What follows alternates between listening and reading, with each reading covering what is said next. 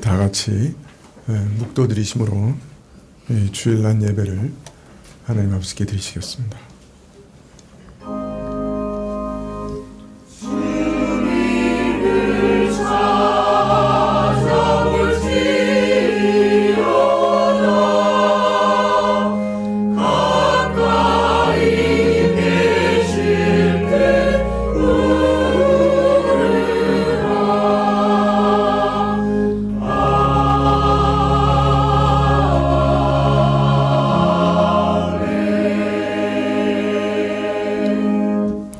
여호와께서 그 성전에 계시니 여호와의 보좌는 하늘에 있으며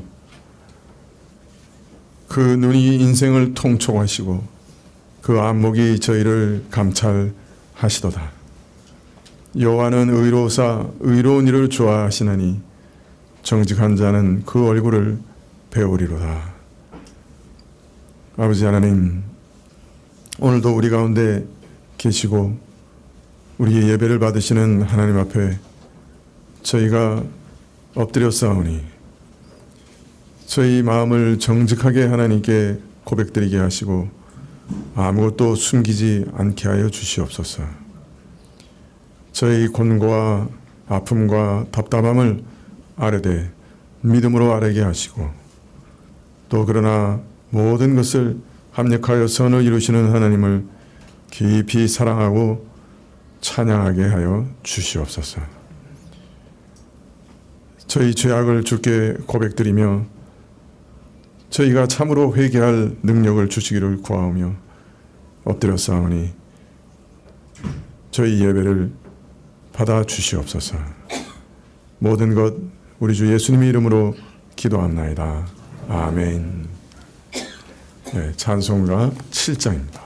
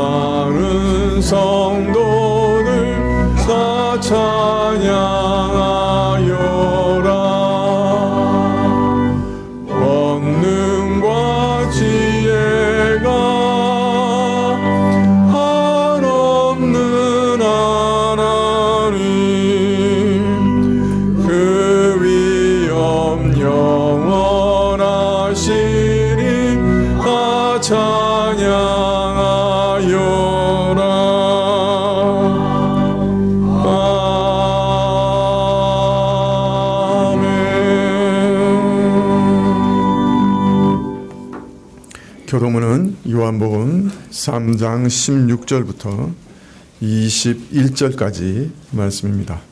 요한복음 3장 16절부터 21절까지 신약 146쪽인데요. 한 절씩 교도하시겠습니다.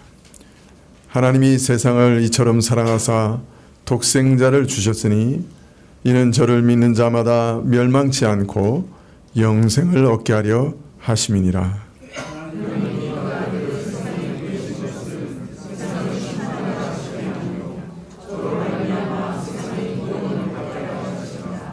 저를 믿는 자는 심판을 받지 아니하는 것이요 믿지 아니하는 자는 하나님의 독생자의 이름을 믿지 아니하므로 벌써 심판을 받은 것이니라.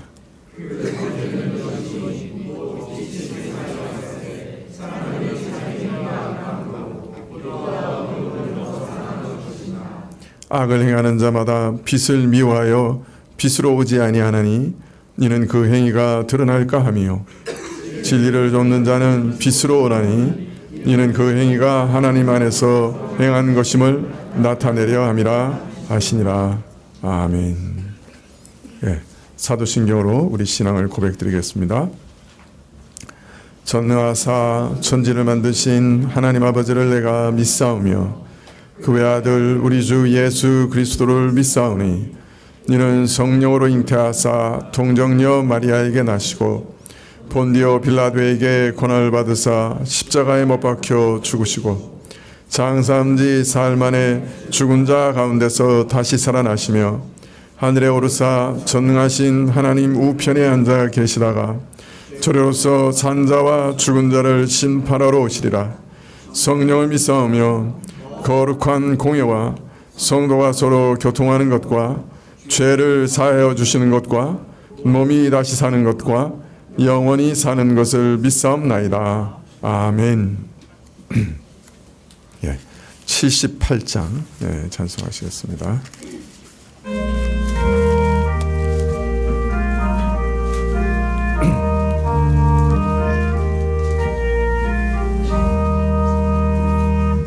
참 아름다워라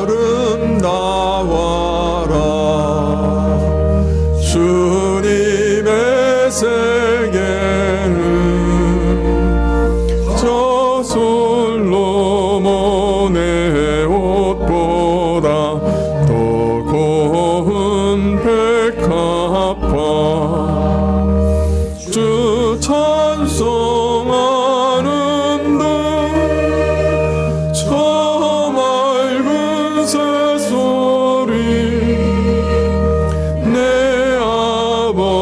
아버지의 지으신 그 솜씨 깊도다. 참 아름다워라 주님의 세계는 저 아침에와 저녁놀 밤하늘 빛난 별 망망한 바다와 늘 푸른 봉우리 아주 하나님 영광을 잘 드러내도다. 참 아름다워라 주님의 세계는 저 산에 부는 바람과 잔잔한 시냇물 그 소리 가운데 음성 들리니 주 하나님의 큰 뜻을 내알 듯 하도다.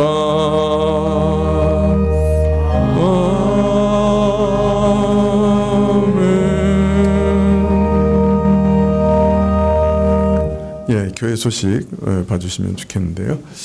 먼저 어제 김장을 무사히 잘 마쳤습니다.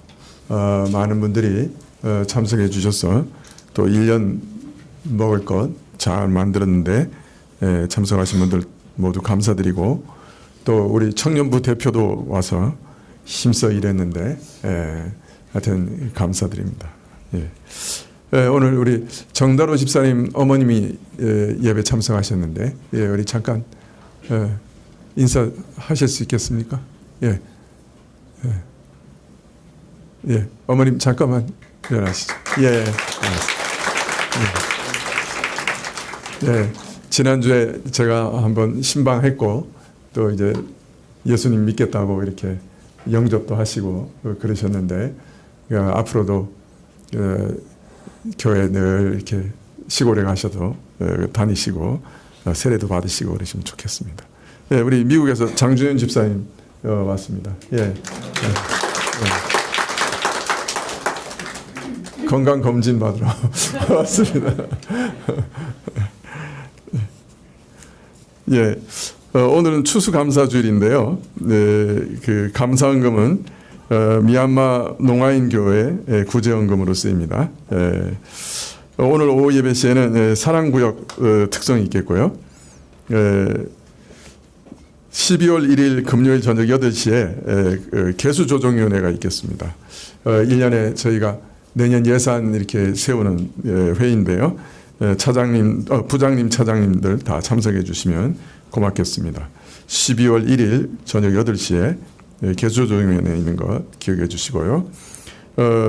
사랑 믿음 구역이 오늘 오후 예배 후에 구역 모임이 있고 은혜 구역이 다음 주일 오후 예배 후에 있습니다. 제가 내일부터 12월 1일까지 친선 사절로 일본 장로교대에 참석하기 위해서 일본에 갑니다.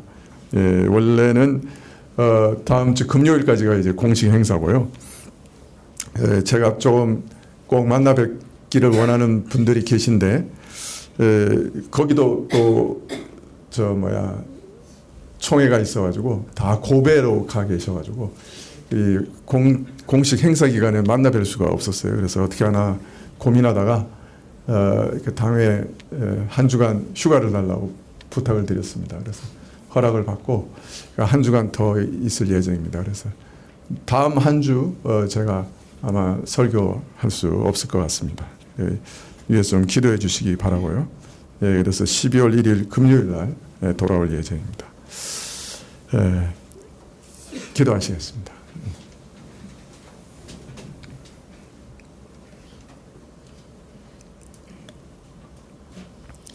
아버지 하나님, 참 저희가 늘 감사드리고 하나님의 은혜 가운데 감사밖에 드릴 것이 없지만은 또 올 한 해 돌아보면서 하나님께서 주신 많은 것들 감사드리는 그런 주일입니다. 그러나 하나님, 정말 하나님께 감사드려야 될 것은 하나님께서 예수 그리스도를 우리에게 알려주신 것이라 할 것입니다. 참 어디서부터 왔는지 어디로 가는지 왜 가는지도 모르면서 그저 어둠 속에서 살다가 왜 죽는지도 모르면서 덜커덕 죽는 것이 우리 인생인데 참 그 가운데 우리를 지으신 하나님을 알게 하시고 그 하나님이 우리를 얼마나 사랑하시는지 그래서 그 외아들 예수 그리스도를 보내사 우리를 어떻게 구원하셨는지 또 우리를 왜 이 땅에 만드시고 존재케 하셨는지 가르쳐 주시고 계시해 주셔서 참으로 감사합니다. 이 땅에 많은 사람들이 아직도 예수님 그 이름도 알지 못하고 살아가는데 저희 가운데 예수 그리스도를 알리시고 또 예수님으로 인해 구원을 얻게 하시고 예수님 이름을 의지해서 하나님 앞에 나아가 기도하고 교제할 수 있게 해주시니 참으로 감사합니다. 참 저희가 이 은혜를 더 깊이 체험하고 우리의 감사가 더 깊어질 수 있도록 허락해 주시기를 기도합니다. 하나님, 지난 1년 동안 저희를 먹이시고 입히시고 저희의 모든 필요를 채워주시고 또 채워주시되 넘치게 채워주셔서 감사드립니다. 저희가 이 땅에서 정말 먹어야 살고 입어야 사는 줄 아시는 거로 저희 필요를 채워주시는 주의 은혜로 저희에게 많은 것을 공급해 주셨는데 이러한 일들로 인해 이 시간에 감사드립니다. 또 이 시간에 저희 생명을 지켜주신 것을 감사드립니다. 하나님께서 저희 생명을 붙들어 주셔서 오늘 또 저희가 이 땅에 존재하고 또 하나님께 나아가 예배드릴 수 있게 되었사온데 주님께서 저희 생명을 지켜주신 것 이 시간에 감사드리고 그러나 또 참으로 여러 가지 질병과 병약함으로 예배에 참석하지 못한 자들도 있었는데 하나님께서 이 시간에 안수해 주시고 치료해 주셔서 참 예배에 참석할 수 있도록 허락해 주시기를 또한 간절히 기도드립니다.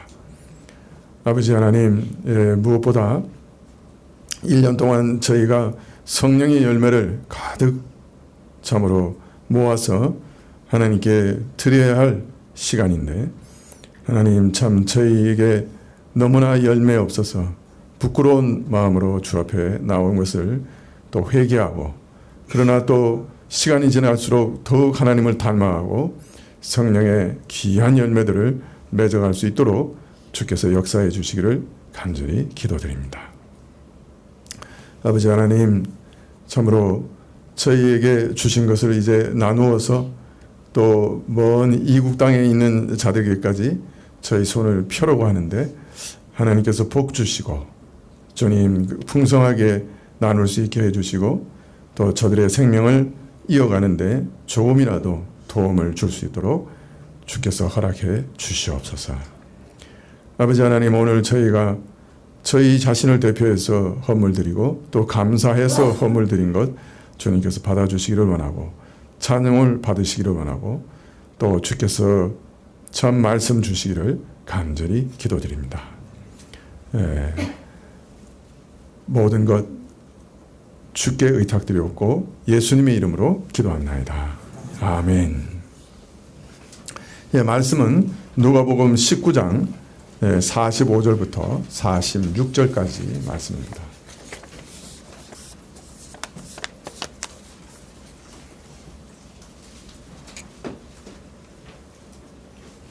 누가복음 19장 45절부터 46절까지.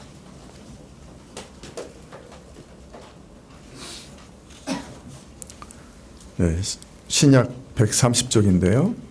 45절부터 46절까지 찾으신 줄 알고 제가 봉독해 드리겠습니다.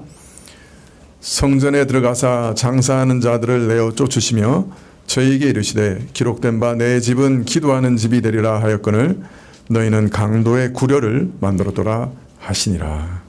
아멘.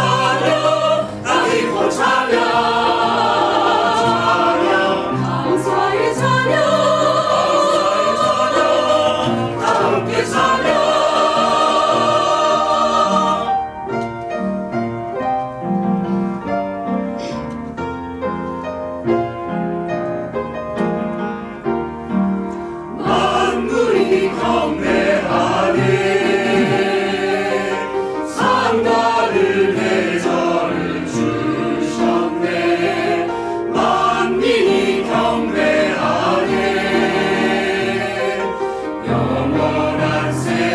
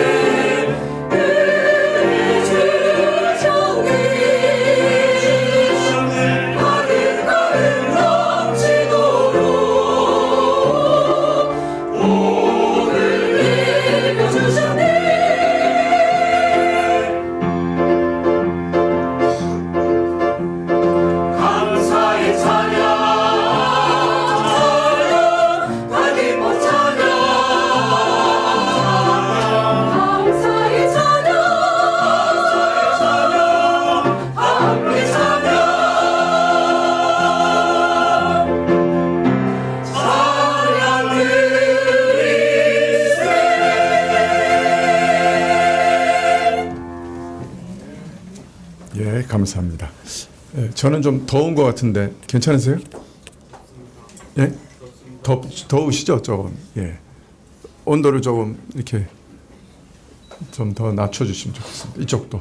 예. 이제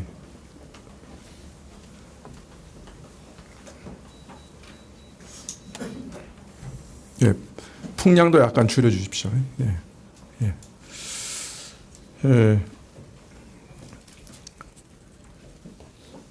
예수님께서 예루살렘에 입성하신 후에 성전에 들어가셨고 또 성전에서 벌어지는 일들을 보시고 이 성전을 청소하셨죠. 끈으로 채찍을 만드셔서 소와 양들을 쫓아내시고 돈 바꾸는 자들의 상과 비둘기 파는 자들의 의자를 둘러 엎으셨습니다. 왜 예수님께서 이렇게 진노하셨는가? 거기에는 그만한 이유가 있었습니다. 원래 신명기 14장 22절 이하에 보면 11조나 또 하나님께 드리는 제물이나 이런 것들을 절기나 또 예배를 드리기 위해서 예루살렘에 가져올 때 너무 먼 지방에서는 그걸 가져올 수가 없을 때가 많죠. 그러면 그것을 돈으로 바꿔서 가져와서 예루살렘 근처에서 사서 제물이나 또 11조를 드리는 것이 허락되어 있었습니다. 그래서 예수님 당시에는 성박에 감람산 근처에 장터들이 4군데 있었고 거기서 예배드리러 오는 사람들의 편의를 제공하고 있었습니다. 또 당시는 유대인들이 세계 여러 나라에 흩어져 있었기 때문에 예루살렘에 예배하러 올 경우에는 외국 돈을 바꿀 필요가 있었습니다. 특히 성전세나 이런 것들은 성전에 드리는 돈은 성전 세겔로 바꿀 필요가 있었기 때문에 편의상 환전상들이 생겨났습니다. 그런데 문제는 재물을 팔거나 돈을 바꾸는 장사를 통해서 막대한 이익이 쏟아져 들어왔다는 것입니다. 환전할 때도 1:1로 환전하는 것이 아니고 환전세를 받았어요. 이것이 이러한 이익이 본래 선한 목적을 점점 변질시키고 부패시켰다 하는 것은 어렵지 않게 짐작할 수가 있는 일이죠. 원래 성박에 마련되어 있던 장터가 대제사장들에 의해서 성전 안까지 들어오게 되었습니다. 물질적인 이익에 눈이 먼 이 지도자들과 장사꾼들이 욕심에 눈이 멀어서 그 가게를 성전 안에까지 만들었던 것이죠. 이들은 물질적 이익을 위해서는 하나님의 거룩한 것도 이용해 먹고 성전 예배도 이용해 먹고 하나님을 사랑하고 섬기는 사람들의 순수한 믿음과 경건도 이용해 먹는 사람들이었습니다. 이런 것들을 다 이용해서 돈벌이를 서슴지 않았죠. 돈벌이 하는 걸 서슴지 않았죠.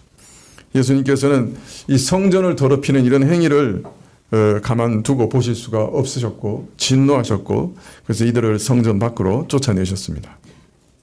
왜냐하면 성전은 이스라엘에게는 매우 특별한 의미를 가진 장소였기 때문이죠. 46절에 성전은 어떤 곳인가 하는 것을 이렇게 말씀하십니다. 저에게 이르시되 기록된 바 내 집은 기도하는 집이 되리라 하였거늘 너희는 강도의 구려를 만들었도다. 장사하여 이익을 보고자 하는 자들을 예수님께서 성전에서 내어 쫓으신 일은 단순히 선한 제도가 선한 뜻으로 마련된 제도가 본래의 취지에서 벗어났기 때문만은 아니었습니다. 더 근본적으로는 이 성전 자체의 본질과 목적을 이런 일들이 이런 장사하는 일들이 흐리게 하였기 때문이었습니다. 성전에 원래 고유 목적이 있는데 그 자체를 완전히 무너뜨리고 흐려버리게 할 수 있기 때문에 예수님께서는 진노하셨고 또 그들을 장사하는 사람들을 내어 쫓으셨던 것이죠. 예수님은 먼저 이 성전의 가장 중요한 기능에 대해서 말씀하시기를 내 집은 기도하는 집이 될 것이다 라고 말씀하신 예언을 인용하고 있습니다. 마가는 내 집은 만민이 기도하는 집이 되리라 하신 예언을 인용하고 있습니다. 성전에서 장사꾼을 내어 쫓으신 가장 중요한 이유가 뭐냐? 성전은 하나님의 집이에요. 하나님께서 이건 내 집은이라고 하셨죠. 그러니까 하나님의 집이에요. 그런데 이 하나님의 집은 어떤 곳이냐? 기도하는 곳이다. 기도하는 집이다. 이렇게 말씀하셨어요. 이 본질이 바로 이 시끄럽게 장사하는 일로 흐려지기 때문에 예수님께서 진노하셨던 것이죠. 하나님께서 내 집이라 하신 곳인데, 하나님의 집인데, 자, 하나님의 집이라는 말은 뭐예요? 그 집에 누가 거하신다는 거예요? 네? 하나님이 거하신다. 네. 하나님이 임재하신다는 거예요. 성전은 무엇보다도 하나님이 거하시는 거예요. 하나님이 거기 임재하시는 곳이에요. 그래서 하나님께서는 성막 또는 성전을 지으라 하시고 내가 거기에 거하리라, 그렇게 약속하셨습니다. 물론 이 말씀은 하나님께서 좁디 좁은 이 성막이나 성전 안에 갇혀 계신다는 말은 절대로 아닙니다. 또 거기만 계신다는 뜻도 결코 아닙니다. 솔로몬은 웅장하고 화려한 성전을 지은 후에 왕상 8장 27절에 이렇게 고백합니다. 하나님이 참으로 땅에 거하시리이까 하늘과 하늘들의 하늘이라도 주를 용납치 못하겠거든 하물며 내가 건축한 이 전이오리까. 하나님께서 이 전에 거하신다고 말씀하셨지만은 하나님이 여기 갇혀 계시는 분은 아니라 하늘의 하늘이라도 영계라도 하나님 다 참으로 용납하지 못하는데 이 땅에 지은 요 조그만 건물에 하나님께서 갇혀 계시겠느냐? 그렇지 않다. 하나님께서는 온 천지 만물 가운데 충만하게 임재해 계십니다. 어디 안 계신 곳이 없으십니다. 하나님께서 이 시간과 공간을 만드셨지만은 그 시간과 공간에 제한받지 않으셔요. 어디 그보다도 훨씬 더 편만하시고 광대하십니다. 그래서 어디 안 계신 곳이 없습니다. 천지에 충만하신 분입니다. 그래서 다윗은 시편 139편 8절 이하에 이렇게 말합니다. 내가 하늘에 올라갈지라도 거기 계시며 음부에 내 자리를 펼지라도 거기 계시니이다. 바다 끝에 가서 거할지라도 거기 계시며, 이렇게 계속 얘기합니다. 그러니까 무한하신 하나님이시라. 어디 안 계신 곳이 없는 곳이라. 그래서 보통 이런 하나님을 무한하신 하나님, 또 편재하신 하나님, 이렇게 얘기하죠. 그래서 하나님 영이시기 때문에 온 우주에 가득 충만하세요. 그래서 하나님께서 안 계신 곳이 없으시죠. 오늘 성령께서 안 계신 곳이 없고, 사실 오늘 우리가 호흡하고 생명이 지금 살아가고 있는 것도 성령께서 우리를 지금도 붙들고 계시기 때문에 살아가고 있는 것이에요. 네. 저는 아침에 일어나서 세수할 때 이렇게 죄송합니다만 이렇게 때가 나오고 이러면 속으로 감사합니다. 아, 성령께서 오늘도 나를 붙들고 계셔서 내 세포가 분열을 하고 있구나. 살아있구나, 내가. 성령이 나를 붙잡고 계신.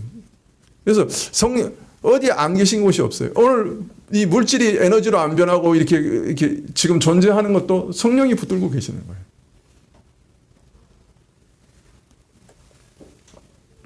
자, 그런데 어디도 안 계시지 않은 곳이 없는 하나님, 천지에 충만히 임재하신 하나님, 이런 하나님께서, 그런데 성전에 대해서는 내가 거기 거하겠다, 내가 거기 임재하겠다, 이렇게 얘기하고 계시는 거예요. 그러니까 온 세상에 충만히 임재하고 계신 하나님인데 이런 일반적인 임재가 아니라 성전에서는 특별한 임재. 그러니까 하나님께서 이 땅에 존재하신다 하는 것을 드러내시는 특별한 임재로 성전에 계시겠다, 그렇게 말씀하고 계세요. 이 영계에 가면 하나님의 보좌가 있습니다. 이 보좌라고 하는 것은 하나님이 살아계시다고 하는 것을 볼 수 있도록 하나님께서 영광 가운데 자신을 드러내시는 곳이에요. 그래서 우리가 보좌에 가면 환한 하나님 영광을 보게 됩니다. 그래서 그 환한 하나님의 영광을 이 땅에서도 그대로 볼 수 있게 해주신 곳이 성전이에요. 그래서 성전의 지성소에 들어가면 언약궤가 있고 그 언약궤 위에 두 수랍이 있고 그 두 수랍 사이에 하나님께서 임재하시는데 불꽃같이, 불꽃의 모양으로 환한 빛으로 임재하고 계셨어요. 그래서 그것을 이제 샤키나라고 그러는데 하나님의 영광의 불꽃이 그 성전에 임재하고 계셨어요. 근데 왜 하나님께서 이렇게 특별하게 자신이 살아계심을 이 성전 가운데 드러내시고 특별한 임재로 나타나셨느냐? 그거는 바로 백성들과 만나기 위해서예요. 그 백성 가운데 내가 함께 있다 하는 것을 드러내시고, 그리고 백성들이 그 성전으로 와서 바로 성전에 특별하게 임재하고 계신 하나님을 만나기 위해서 성전에는 하나님께서 특별한 임재로 계셨던 거예요. 그래서 그 성전의 그 성막의 또 다른 이름이 뭐였냐면 회막이라고 그랬어요. 회막. 그러니까 하나님과 만나는 텐트라는 말이죠. 하나님과 만나는 장소다. 그래서 이 성전의 제일 중요한 기능은 하나님이 임재해 계시는 거예요. 특별한 방식으로. 그래서 하나님이 그 백성 가운데 함께 계신다 하는 것을 가장 뚜렷하고 확실하게 보여주는 것이 바로 이 성막과 성전이었던 것이죠. 그리고 백성들은 바로 이 성막과 성전에 나와서 하나님을 만나 뵙고 하나님과 교통하고 하나님께 예배를 드렸던 것입니다. 자, 그래서 하나님이 지금 거하고 계시는, 하나님께서 이 특별한 방식으로 임재해 계시는 그 성전 앞에서 자기 마음대로 행동하고 이 집을 어지럽히고 난장판을 만들고 더러운 이익을 보고자 부패한 욕심으로 다투고 싸우고 흥정하고 장사하는 그런 일들이 참 가당치는 한 일입니까? 하나님이 지금 임재하고 계신데. 그러니까 예수님께서 진노하시는 것은 너무나 당연한 것이죠. 자, 그런데 하나님이 임재하시는 이 성전은 우리와 교통하고 교제하기 위해서 세우셨기 때문에 이 성전에 있어서 참으로 중요한 건 뭐냐면 기도라는 거예요. 그래서 성전은 기도의 집이다. 하나님의 집은 기도의 집이다. 왜? 그 하나님이 임재하셔서 우리와 교통하시기 위해서 거기 오신 거니까, 교제하시기 위해서 오신 거니까 제일 중요한 것은 기도일 수밖에 없는 거죠. 그래서 성전은 어떤 일을 행하는 곳이냐? 성전에서 뭘 하기를 원하고 바라셨는가? 그거는 하나님의 기도라는 거예요. 성전은 참으로 깊고 광범위한 뜻을 가지고 있지만은 특별히 오늘 말씀에서 보면 하나님께 기도하는 곳이다, 이렇게 가르치고 있습니다. 근데 성경을 보면요, 이 사실을 누누이 강조하고 있어요. 솔로몬이 성전을 건축하고 봉헌할 때 제일 먼저 간구한 게 바로 이거였어요.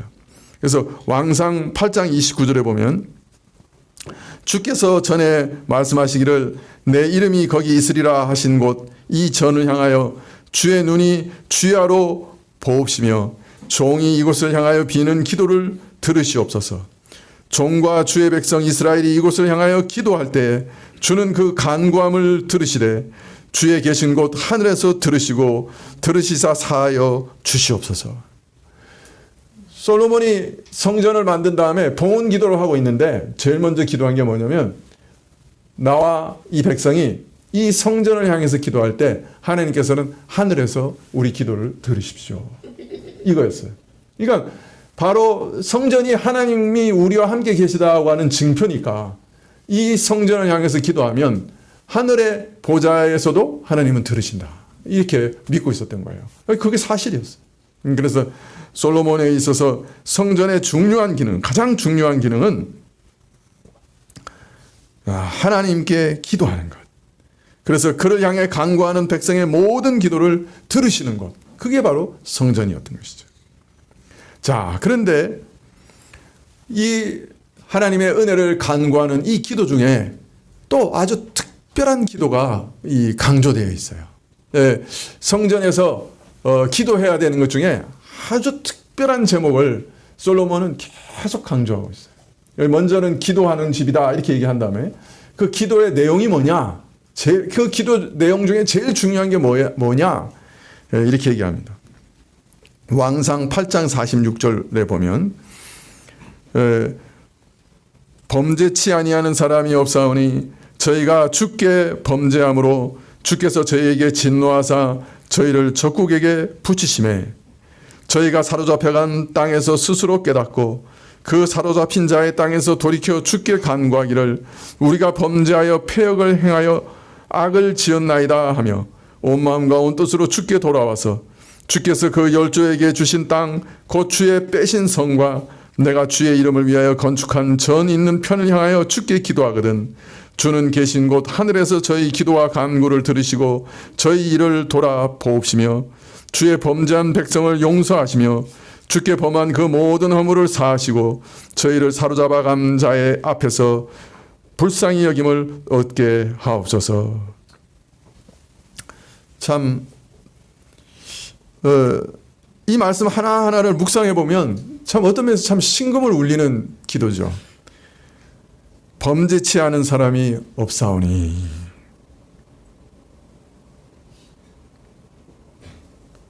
죄로 가난한 우리의 처지를 일깨우면서 기도하는 내용입니다.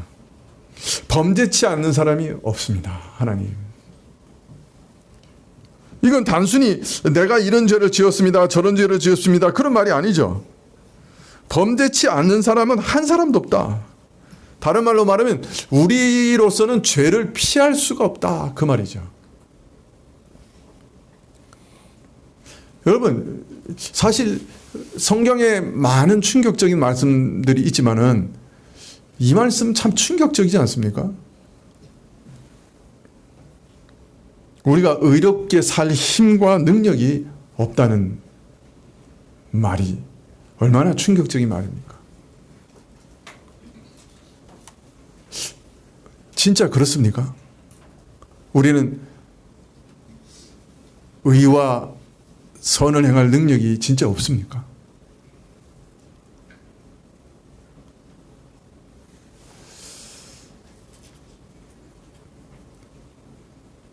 우리가 의와 선의 기준이 그저 남에게 조금 해야 안 끼치고, 그죠? 그냥 뭐 조금 법 잘 지키고 이렇게 살아가는 거라면 어떻게든 좀 살아갈 수 있을 것 같긴 한데, 근데 의와 선의 기준이 성경은 너무 높지요. 하나님을 온 마음과 온 뜻과 온 힘과 온 정성을 다해 사랑하고 내 이웃을 내 몸처럼 사랑하는 것이 율법의 강령이고 헌법이고 정신이니까 그 정신 없는 거는 그 기준의 밑으로 떨어지는 거는 다 범죄죠. 사실 하나님을 사랑하지 않고 이웃을 사랑하지 않는 것은 다 범죄죠. 그렇게 생각하면 사실 우리가 선을 행할 능력이 우리에게 아예 없어요. 그래서 솔로몬은 범죄치 않은 사람이 한 사람도 없습니다. 이렇게 고백하고 있는 것이죠. 우리가 가난합니다마는, 죄로 인해 가난합니다마는 그 가난 중에도 이것이 가장 비참한 것입니다. 내가 아무리 하나님 옆에서 경건하게 살려고 해도 그것을 내 힘으로는 할 수가 없다 하는 것이 가장 비참한 가난입니다. 솔로몬의 기도는 죄로 가난한 우리의 처지를 돌이켜서 참 깊이 성찰하면서 참 하나님 앞에서 성전을 향해서 우리가 기도해야 되는 것 중에 가장 중요한 기도가 뭐냐? 바로 우리 죄를 사해 주시는 것, 우리 죄를 용서해 주시는 것, 그것이 우리가 구해야 할 기도 중에 가장 중요한 기도다. 이렇게 말씀하고 있습니다.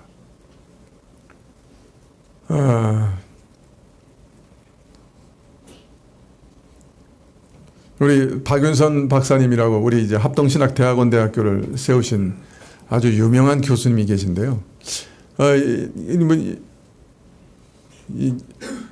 이분은 하여튼 뭐 그 덕이나 그 신학적인 지식이나 이런 것이 정말 뛰어나신 분이셨어요. 예. 하여튼 재밌는 일화가 참 많은데, 이분은 이제 식당에서 밥을 먹잖아요. 그러면 밥을 먹으면서도 막 깊이 생각을 하시니까 먹다가 보면 반찬만 계속 드시고 계시대. 그리고 나중에 보니까 반찬 다 떨어졌죠. 그럼 밥만 계속 드신대. 그러니까 뭔가 이렇게 집중하면 이렇게 깊이 들어가서 이게 집중하고 그러신 분이었어요. 네, 근데 참 설교도 은혜롭게 하고, 근데 가장 뛰어난 게 뭐냐면 기도예요. 이분은 신학교 그 뒷산 그 토굴에 들어가가지고 하루에도 뭐 한 4시간, 5시간씩 그렇게 기도하셨어요. 교수인데 그 연구도 하시면서도 하루에 4시간, 5시간씩 토굴에 들어가서 기도하시고 그랬어요. 그래서 그분이 강의할 때는 신학교에 점심시간에 그 토굴에 신학생들이 들어가지고 기도 소리가 그냥 개구리 소리처럼 빠글빠글 했대요. 얼마나 이렇게 열심히 신학생들 기도하고 그랬는지 모르겠는데. 근데 나중에 그분이 자기 기도에 대해서 얘기할 때 자기 기도의 3분의 1은 회개하는 기도라.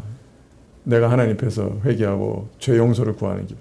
하루에 그러니까 4시간 기도하면은 그 중에 한 3분의 1은 회개하는 기도 했다는 거예요. 네. 여러분, 회개의 기도가 그렇게 중요해요, 사실은. 이게 우리가 우리 자신을 잘 돌아보지 않아서 회개할 거리가 별로 없는 거예요. 말씀을 잘 이해하면서 정직하게 성령이 비춰주셔서 내 자신의 모습을 보기 시작하면 정말 회개할 것이 끝이 없어요. 끝이 없다. 사실은 우리가 오늘 성경 말씀을 보면 성전은 하나님께서 우리와 만나는 일을 위해서 만드신 집이에요. 근데 그 만나시기 위해서 지은 집이니까 거기서 제일 중요한 거는 기도하는 거예요. 그래서 그 집에 가서 하나님 만나면서 기도하기를 바라셨어요.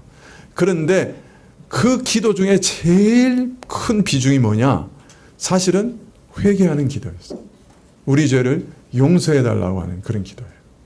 예, 나중에 이제 우리가 왕상을 좀 더 살펴볼 시간이 있을 것입니다만은, 이 봉헌 기도가 이게 8장에 상당히 길게 기록되어 있어요. 그런데 그 내용을 전부 훑어보면 다 이런 내용이에요. 이스라엘이 주께 범죄해서 적국 앞에 패하게 되어 기도하면, 또 이스라엘이 범죄하여 하늘이 닫히고 비가 없어서 이곳을 향하여 빌면, 또 이스라엘이 범죄해서 온역이나 질병이나 병충해가 나서 이 성전을 위해 기도하면 주께서 용서하시고 그 모든 허물을 사하여 주십시오. 솔로몬의 기도가 계속 시종일관 이 내용이에요. 그러니까 봉헌 기도 첫 번째가 우리가 기도할 때 이 기도를 들어주십시오 하고 말씀하신 다음에 그 다음부터는 계속 이런 일이 있으면, 그래서 이스라엘이 회개하면 하나님께서 그 기도를 들어주시고 이스라엘을 용서해 주십시오. 그 내용으로 가득 차 있어요. 그리고 이런 기도의 맨 마지막에 좀 전에 읽어드린 최종적으로 범죄치 아니하는 사람이 없사오니, 저들이 참으로 이제 그 범죄로 인해서 이방 땅에 잡혀가면 멸망당한 이후에도 저들이 성전 향해서, 성전이 있었던 그 방향을 향해서 기도하면 그 잡혀간 노예 사리 속에서도 저들을 잡아간 자들로부터 긍휼을 얻게 해 주십시오. 이게 마지막 기도예요. 그런데 그 마지막 기도 앞에 뭐라고 얘기하냐면 범죄하지 않는 사람은 단 한 사람도 없사오니, 그렇게 기도하고 있는 것이죠. 그러므로 죄사함의 은혜가 우리 인생에 있어서 얼마나 절실한 은혜인가. 예, 성전이 왜 지어졌는가? 바로 우리에게 죄사함의 은혜를 주시기 위해서 지어졌다 하는 것을 또 확인할 수가 있는 거예요. 예, 여러분, 회개하는 일을 등한히 하시면 아니 됩니다. 자신을 좀 돌아보실 줄 알아야 되고, 하루에 한 번씩은 정말 예배 드리고, 또 그 예배 드리면서 하나님께 나아가기 전에 자신을 돌아보고 회개하시는 그런 일들이 있으시면 참으로 여러분 삶과 또 영적 성숙에 큰 도움이 될 것입니다. 죄사함의 은혜는 너무나 절실한 은혜이기 때문에 하나님께 구하는 은혜의 핵심을, 가장 중요한 축복을 기도하는 그 자리에서 계속 그 죄사함의 은혜에 대해서 솔로몬은 말하고 있습니다. 자, 그런데 이 솔로몬의 기도 중에 좀 특별한 것이 있었는데요. 왕상 8장 41절 이하에 보면 이런 말씀이 있습니다. 또 주의 백성 이스라엘에 속하지 아니한 자 곧 주의 이름을 위하여 먼 지방에서 온 이방인이라도 저희가 주의 광대한 이름과 주의 능한 손과 주의 펴신 팔의 소문을 듣고 와서 이 전을 향하여 기도하거든 주는 계신 곳 하늘에서 들으시고 무릇 이방인이 주께 부르짖는 대로 이루사 땅의 만민으로 주의 이름을 알고 주의 백성 이스라엘처럼 경외하게 하옵시며 또 내가 건축한 이 전을 주의 이름으로 일컫는 줄을 알게 하옵소서. 근데 놀라운 것은 이 기도의 은혜가 그 택한 백성 이스라엘에게만 국한된 게 아니라고 지금 솔로몬은 얘기하고 있는 거예요. 이방인이라도 저들이 정말 하나님의 은혜를 구하기 위해서 성전을 향해 기도하면 그 기도를 들어주십시오 하고 지금 기도하고 있습니다.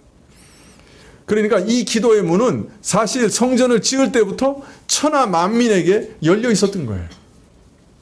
누구라도 성전을 향해서 기도할 수 있도록 천하 만민에게 열려 있었던 은혜였어요. 그래서 성전은 만민이 기도하는 곳, 만민이 하나님의 은혜를 구하는 곳이다, 이렇게 말하고 있었던 거죠. 하나님께서 이스라엘만 택해서 이스라엘에게만 은혜의 하나님과 언약의 하나님으로 드러난 것 같은데, 그 성전을 짓는 그 봉헌식에서 솔로몬은 이 은혜가 만민에게 주어져 있다, 그렇게 기도하고 있는 거예요. 얼마나 놀라운 기도인지 몰라요. 자, 그런데 이 사실을 또 선지자 이사야는 이렇게 예언하고 있습니다. 이사야서 56장 6절 하반절에 보면 나의 언약을 굳게 지키는 이방인마다 내가 그를 나의 성산으로 인도하여 기도하는 내 집에서 그들을 기쁘게 할 것이며 그들의 번제와 희생은 나의 단에서 기꺼이 받게 되리니 이는 내 집은 만민의 기도하는 집이라 일컬음이 될 것이라. 그래서 여기에 만민이 기도하는 집이다 하는 말이 명확하게 이제 나타납니다. 처음 성전이 봉헌될 때부터 기도가 만민에게 열려 있었지만은 이사야서는 앞으로 메시아가 오시면 이 은혜가 더 분명하게 확증되고 정말 확장돼서 만민이 성전에 와서 예배드리고 기도하게 될 것이다, 그렇게 예언하고 있는 것이죠. 참 하나님과 교통하는 곳, 하나님께 기도할 수 있는, 참 우리 그 딱한 사정들, 우리 안타까운 사정들, 사람에게도 참 말하기 어려운 그런 고통들, 그런 것을 천지를 지으신 하나님께 말할 수 있는 그런 통로, 그분이 그런데 그 기도를 들으시는 그 일이 바로 성전에서 이루어지는 곳, 그리고 참으로 죄사함의 은혜가 주어지는 곳, 참 죄로 인해 멸망받고 죽을 수밖에 없는 죄인들이 와서 회개하고 참 그리스도의 은혜를 누리고 구원을 얻고 죄사함을 받는 그 놀라운 하나님의 집, 자기 백성에게 은혜와 긍휼을 베푸시는 하나님의 집을 타락한 욕심으로 짓밟고 있는 자들이 있었어요. 온 세상 만민에게까지 이 복음과 이 구원의 은혜, 이 하나님과의 교통의 은혜를 전달하기 위해 지은 집인데, 거기서 만민 앞에서 하나님을 모독하고 짓밟고 하나님께 나아가는 길을 차단하고 있는 자들이 있었어요. 하나님께서 진노하셨고 예수님께서도 진노하셔서 저들을 내쫓으실 수밖에 없었습니다. 예수님께서는 이어서 내 집은 기도하는 집이 되리라 하였거늘 너희는 강도의 구려를 만들었다, 이렇게 책망하고 있습니다.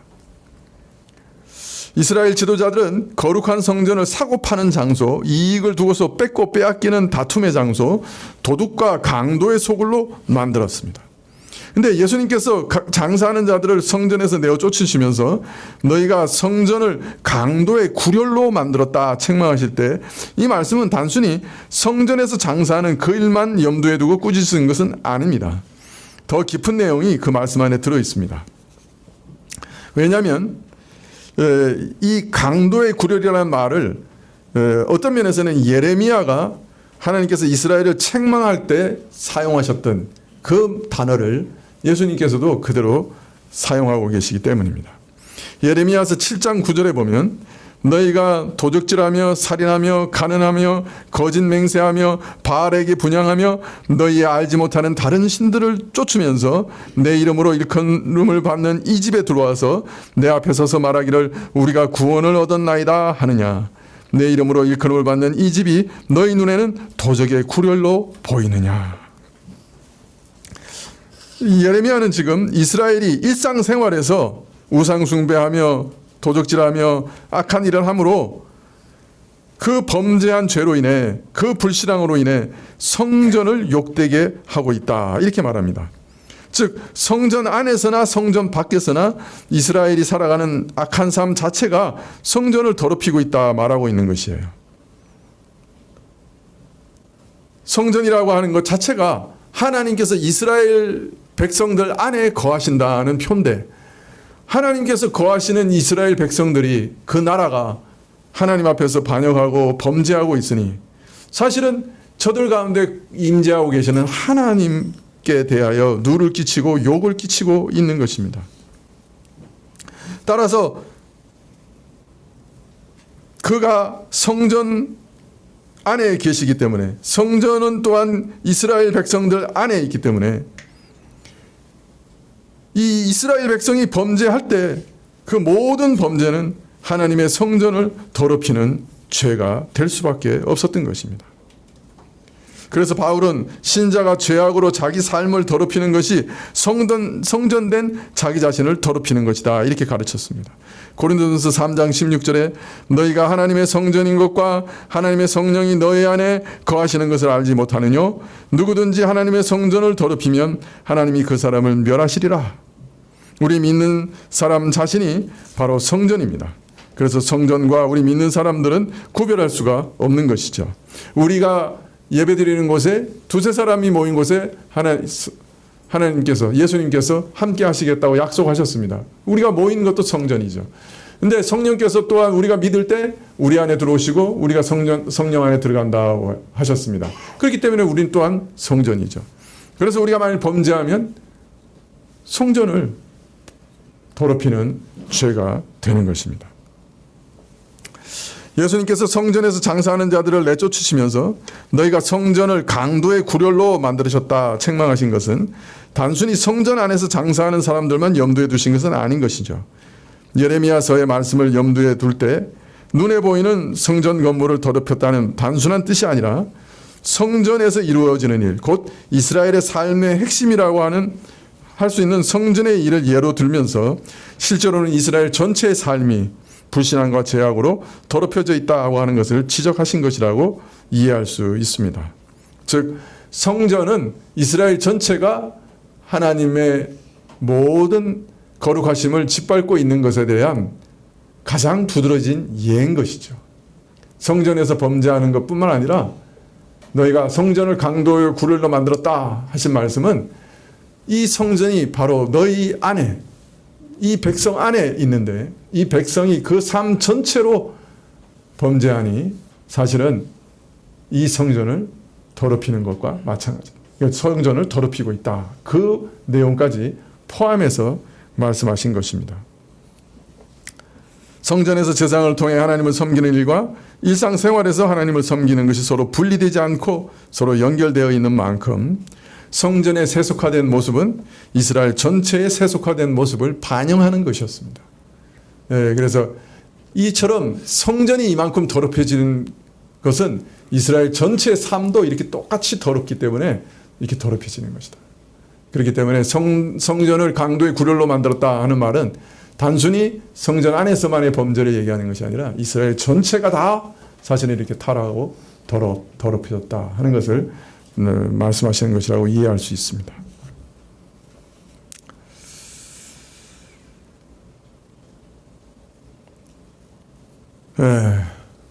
여러분 사실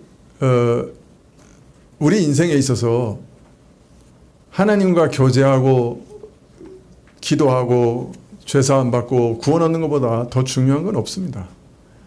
너무너무 중요하죠. 그런데 너무 귀중하고 중요한 것이라서 가짜가 많습니다. 원래 비싼 롤렉스 이런 게 가짜가 많잖아요.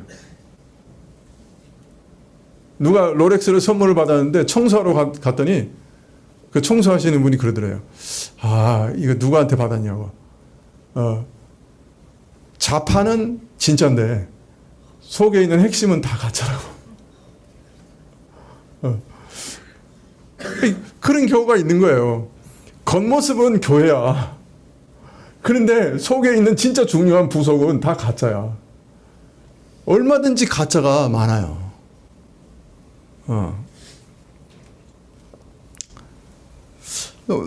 교회라고 하는 것이 뭡니까? 사람을 구원하고 하나님과 교제하게 하고 영원한 생명을 얻게 하고 하나님의 거룩한 성품을 담게 하고 하나님의 형상을 만들어가는 것. 그게 교회인데. 교회가 세상의 이익을 추구하고 세상의 명예와 권세밖에 추구하는 게 없고 세상의 자랑만 가득하고 교회 왔더니 그저 코인에 투자한 거, 주식에 투자한 거, 어떻게 하면 부자 되는가, 그 얘기밖에 없고, 그러면 어떻게 되겠어요?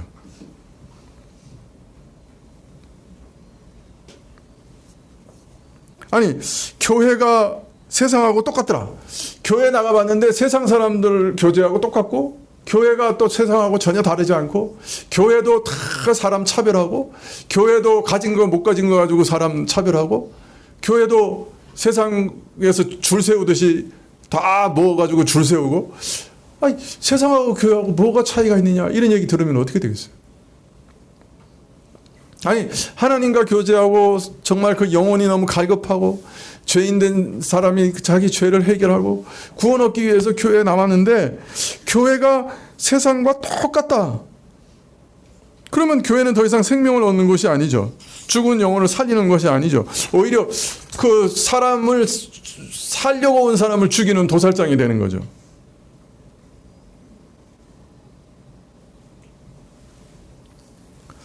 여러분, 사람들이 교회의 은혜를 얻기 위해서 나올 때 교회에 속한 자들이 어떤 은혜를 입었는가 하는 것에 대해서 참 관심이 많습니다. 하나님께서 저들에게 어떤 하나님으로 자신을 나타내 보이셨는가 확인하고 싶어요.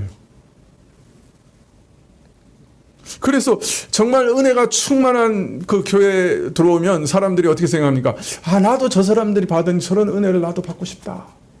그런 생각을 하게 되죠. 자, 그런데 영혼이 살기 위해서 교회에 찾아왔는데 보니까 교인들을 쳐다보니까 세상하고 조금 더 다른 게 없어요. 그저 물질적인 욕심이 번뜩거리고 명예욕, 권세욕, 거짓말이 가득하고 온갖 술수가 가득하고 서로 시기하고 질투하고 미워하고 다투고 그냥 도토리 키재기 하는 것처럼 서로만 누가 잘났느냐고 서로 싸우고 있고.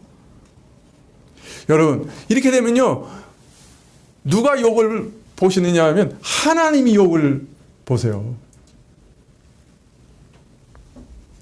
아니, 하나님을 믿고 섬긴다는 사람들이 저 모양 저 꼴이니 뭐 하나님인들 뭘 하실 수 있겠는가? 아니, 우리 같은 연약한 영혼을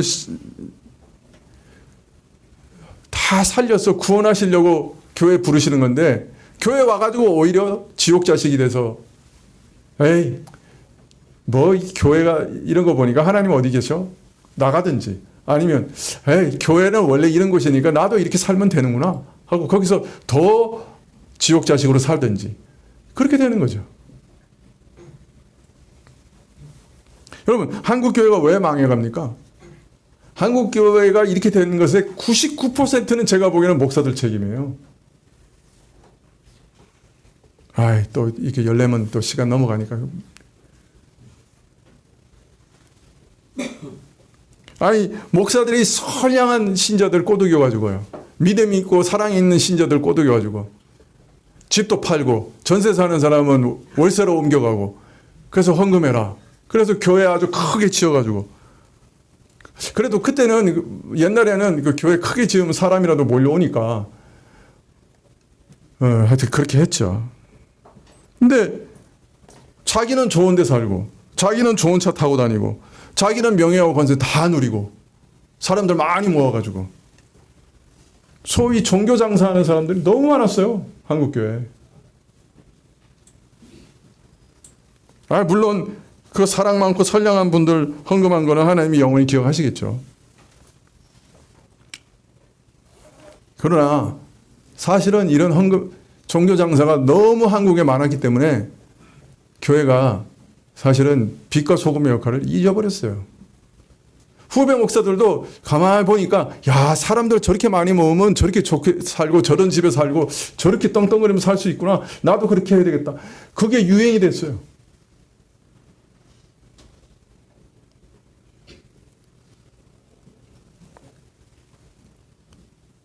초대교회 디다케에 보면 거짓 선지자와 참 선지자를 분별하는 방식이 뭐가 있냐면 제일 먼저 가르치는 게 다음 동네까지 가는 차비나 빵을 요구하는 사람은 거짓 선지자다. 순회 전도자가 도는데 이 교회 와서 먹고 입고 자는 거는 교회에서 공급을 받더라도 다음 동네까지 가서 먹고 입을 만한 거 요구하면 그 사람은 거짓 선지자다.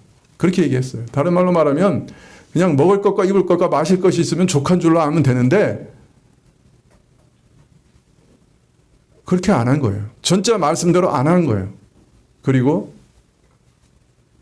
호구지책으로 살든지 아니면은 그걸 이용해서 종교 장사를 했어요. 이게 솔직한 거예요. 그런 교회들이 너무너무 많았어요. 여러분 조심하셔야 돼요. 예. 요 앞에 서 있는 사람도 조심해야 돼. 예. 예, 여러분 이 개혁주의는 항상 절도와 적정의 원리라고 하는 것이 항상 밑바닥에 깔려 있어요. 헌금도 절도와 적정의 원리 가운데 해야 돼요. 그래서 제가 자꾸 말씀드린 거예요. 3대 3대 4. 3은 하나님과 이웃과 자녀를 위해 쓰고 3은 저축하고 4는 생활비로 쓰고. 물론 이제 노년에 들어가면 저축이 점점 줄어들고 다른 사람들 더 많이 도와야 되겠죠. 최소한의 절도와 적정의 원리 가운데 살려면 어떻게 하는 것이 좋냐. 그것이 오랫동안 교회 안에 내려온 지혜예요. 제가 그랬어요. 우리 예전에 제가 어떤 큰 교회 부목사로 있었는데 거기 이제 마침 이제 교육관을 짓고 있었거든요. 부흥회를 해가지고 이제 교육관 이제 그 뭡니까 헌금을 받으려고 자원하고 이렇게 작정하는 이제 부흥회를 하는데 제가 그랬어요. 교인들한테 설교할 기회가 있어가지고 여러분 부흥회 당일날 흥분된 마음으로 작정하지 말고 그 다음날 일어나서 아침에 정신 맑을 때 깬 정신으로 작정하십시오. 그랬다가 쫓겨날 뻔했어요.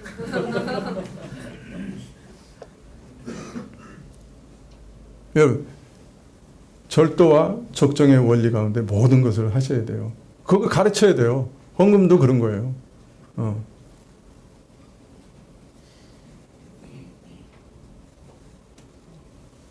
물론 비상시국에 북한에서 난민들이 왕창 쏟아져서 교회로 몰려오면 재산 다 팔아서 먹이고 입이고 해야죠. 초대교회 그렇게 했어요. 타국에서 왔는데 갑자기 복음을 받아들여서 교회 인구가 몇천 몇만 막 늘어나니까 자기 전 재산이라도 팔아서 먹이고 입혔어요.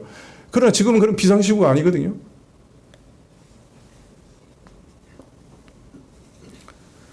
오늘 말씀에 보면 교회가 하나님께 나아가 기도하고 하나님께 나가서 죄사함의 은혜를 얻고 하나님과 교통하는 것에 방해하는 것이 무엇이든지 그 다 잘라내라고 하시는 거예요. 그것이 교회 안에서 돈 문제든지 헌금 문제든지 그런 것으로 하나님께 나가는데 방해하지 말라고 가르치고 있는 거예요. 근데 그건 더 나아가서는요.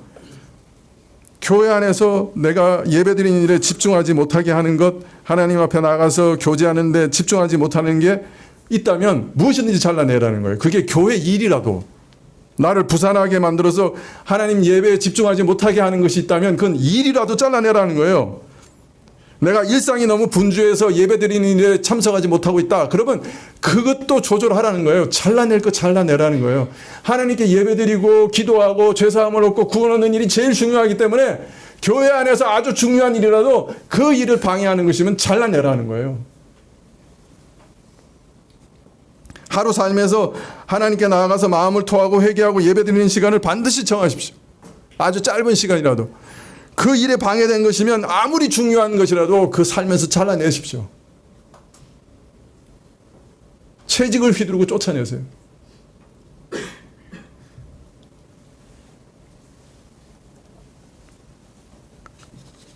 여러분 우리 인생에서 무엇이 중요한가? 예.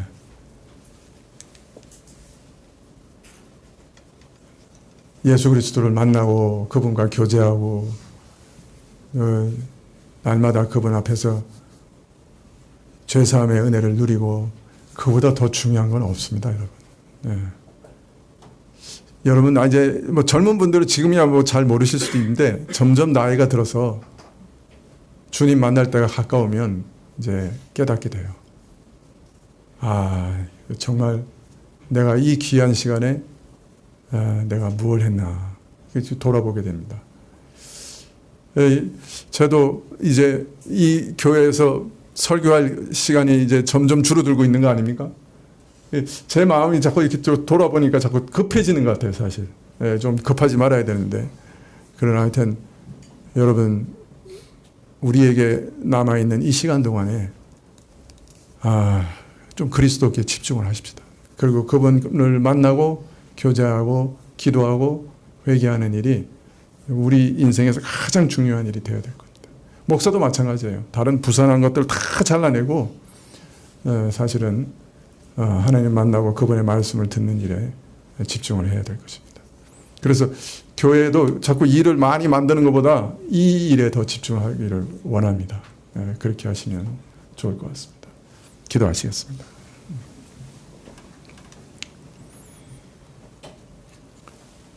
아버지 하나님, 참 저희 삶 속에서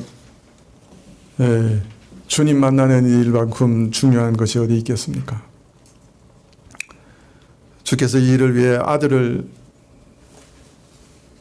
보내시고 자신의 육신을 찢으시고 그래서 우리를 지성소에 늘 들어갈 수 있도록 허락해 주셨는데 아버지 하나님 참 저희에게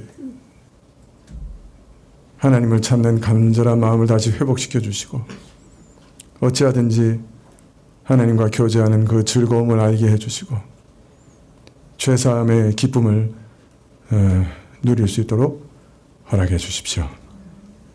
예수님의 이름으로 기도합나이다. 아멘. 네, 433장 찬송하시겠습니다.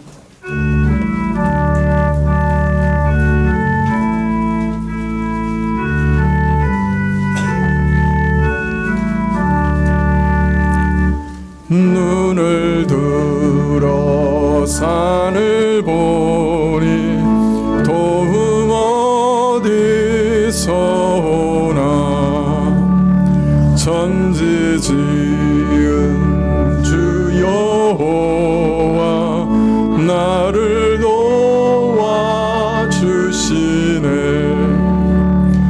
너의 발이 실족자 함께 주가 깨어 지키며 택한 백성 항상 지켜 길이 보호하시네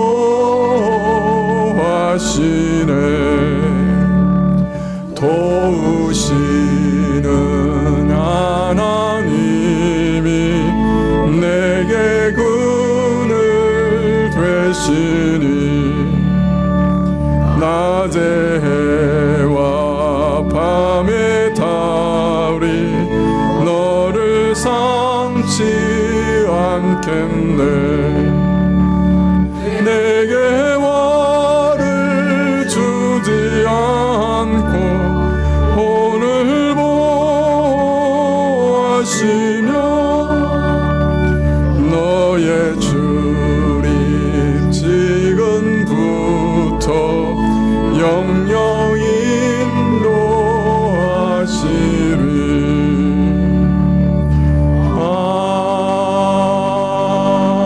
아멘.